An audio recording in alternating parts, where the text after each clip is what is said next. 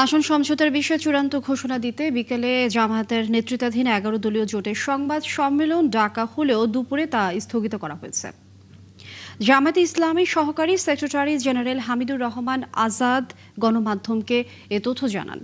বুধবার গণমাধ্যমের খবরে বলা হয়, ১১ দলের জোটে ইসলামী আন্দোলন ও বাংলাদেশ খেলাফত মজলিস নির্বাচনী আসন সমঝোতায় থাকবে কিনা তা নিয়ে অনিশ্চয়তা দেখা দিয়েছে। আসন সমঝোতা নিয়ে অসন্তোষ থেকে এই অনিশ্চয়তা তৈরি হয়েছে। এই খবরের মধ্যেই সংবাদ সম্মেলনটি স্থগিতের ঘোষণা আসে। এই জোটে থাকা দলগুলোর নেতাদের বরাতে গণমাধ্যমের খবরে আরও বলা হয়, জামায়াত কিছু সিদ্ধান্ত এককভাবে নিয়েছে যা অন্য দলগুলো ভালোভাবে নেয়নি।